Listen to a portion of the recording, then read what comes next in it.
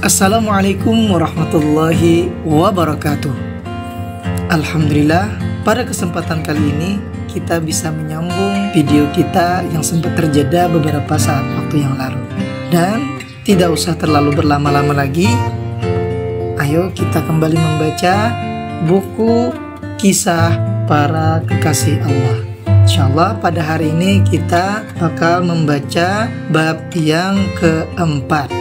Baik, mari kita mulai dengan membaca basmalah. Bismillahirrahmanirrahim.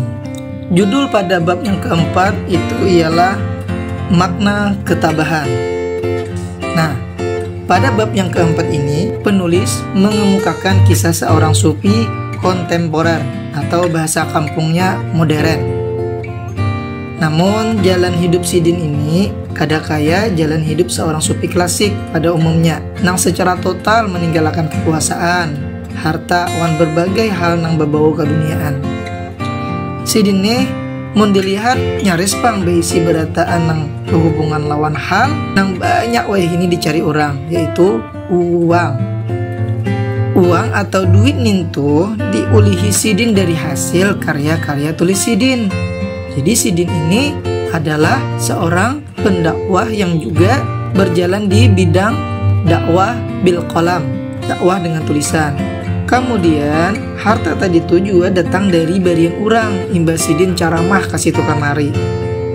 Imba tu Sidin isi honor juga sebagai pengajar di perguruan tinggi, di perkuliahan. Nah, belum lagi penghasilan nang datang dari perusahaan nang dikelola oleh Sidin. Nah, tapi ada hal yang unik dari Sidin nih. Walaupun Sidin berisi harta, tapi Sidin memilih untuk hidup sederhana aja. Jaka hendak hatu nah, kawah Sidin ini menukar rumah kaya istana, tapi Sidin malah maulah rumah nang biasa-biasa aja. Atau jaka hendak nukar kendaraan ini nah, nang agak gin misalnya, gampang bagi Sidin. Tapi Sidin lebih memilih kendaraan nang basah aja. Sampai makan minum, wan baju salawar nang dipakai Sidin gin seadanya aja. Jadi kata kuncinya, iya tukang dah tadi sederhana. Nah, ini menariknya. Sikap kayak itu tadi tuh bilanya Sidin memberlakukan diri Sidin seorang. Nah, di sini letak istimewanya tadi. Jauh benar sikap Sidin bila hal tersebut itu berkaitan dengan orang lain. Apalagi segen orang nang sangat membutuhkan. Di war dermawannya Sidin nih, Sidin sana menyumbang harta ke panti-panti asuhan, termasuk panti jumpu nang sagen orang tua tu nah. Bila ada orang nang beracaraan, Sidin pangdah jadi salah satu donaturnya. Apalagi itu adalah acara perayaan Hari Besar Islam. Bah maginnya hai, bila ada orang nang kada mampu juga, Sidin bersemangat benar hendak membantu. Intinya bilang itu berkaitan lawan maslahat sosial, lebih-lebih maslahat terhadap kaum papa, Sidin ini bisa kita katakan boros lah mengeluarkan harta. Lalu ada seorang murid nang bertakun lawan Sidin tentang kenapa gerang Sidin ini memilih jalan hidup nang kayak itu. Kada seikung berdua dah nang bertakun nang kayak itu tuh, termasuk anak muridnya nang penasaran tadi.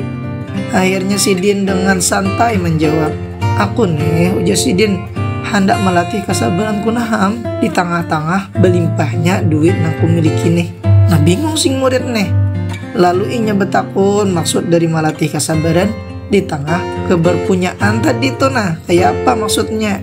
Jawab Sidin nang intinya bahwa dengan kayak itu Sidin berupaya untuk mengontrol hasrat nang liar bila setiap orang tuh memiliki kekuasaan. Apalagi banyak isi duit di tangan. Nangin tuh berarti anjir Sidin butuh kesabaran agar kada terseret kepada kemubaziran dan akhirnya malah maulah murka Tuhan. Ujar Sidin memadi si murid, jadi kesabaran itu diperlukan kada hanya waktu ikam mendapat ujian wan kesulitan hidup aja, tapi ikam lagi jaya-jayanya pun iya juga. Itulah alasan Sidin jadi memilih jalan kayak tadi. Poinnya adalah supaya Sidin kawan mengembangkan sifat sabar. Wan dasar Sidinnya juga hendak berbagi lawan orang nang membutuhkan. Nah itu tuh kisah nang di bab keempat nih. Adapun ngaran Sidin ada disambat pang nah oleh penulis. Entah apakah alasannya kita kada tahu, tapi kita bisa mengambil hikmah dari kisah yang sudah kita baca tadi. Nah, tapi intinya di sini penulis hendak menitik berantakan kata sabar. Sabar nintu Jersidin arti dasarnya adalah menanam. Secara umum bisa dimaknai menjadi satu sikap tabah dalam menghadapi nang dirasa ngalih dilalui dengan penuh rasa tanggung jawab. Orang-orang alim merumuskan pengertian sabar nih lawan makna menahan diri atau membatasi jiwa dari keinginannya demi mencapai sesuatu nang baik dan luhur. Bila ngintu didapat dah ujar Sidin, maka pelakunya kawa merasa damai walaupun menerima cobaan yang menyakitkan.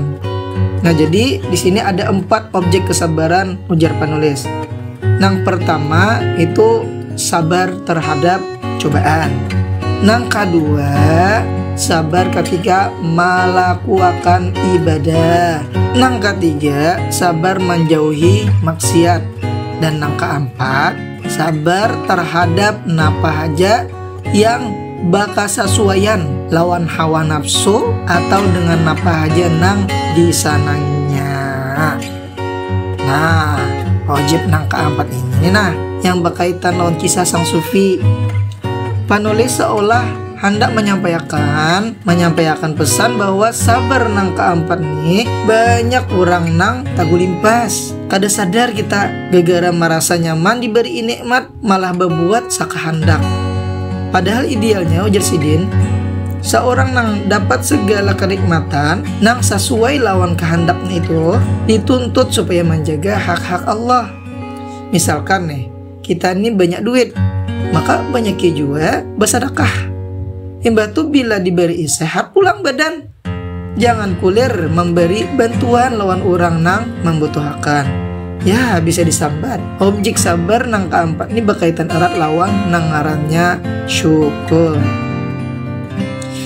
Diriwayatkan ujar penulis bahwa tatkala lawang-lawang dunia dengan segala kesenangan wan kenikmatannya dibukakan segan para sahabat. Maksudnya saat itu Islam sudah jaya-jayanya dah. Lalu ada yang berucap, kita sudah diuji lawan fitnah kesengsaraan, maka kita sanggup bersabar. Dan kita diuji pulang lawan fitnah kesenangan, maka kita kada mampu bersabar. Artinya banyak nak kada kau bersabar ujar Sidin. Mun Imam Ghazali menganalogi akan fenomena di atas itu seperti orang nang lapar ujar Sidin. Pada waktu ada makanan tu lebih mampu untuk bersabar daripada orang nang lapar ketika di hadapan ada makanan-makanan nang nyaman, sedangkan ia mampu untuk menikmati makanan tersebut. Wah, itu juga. Imbah tu ada juga nih statement singkat oleh Sayyidina Ali yang mengatakan, ujar Sidin, hubungan antara sabar lawan iman itu adalah bagaikan hubungan antara kepala lawan awak. Soalnya sebagaimana awak kada kawa disambat hidup bilanya kada ada kepala. Nah, kayak itu juga keimanan seseorang kada pacang bermakna bila mana tanpa hadirnya kesabaran.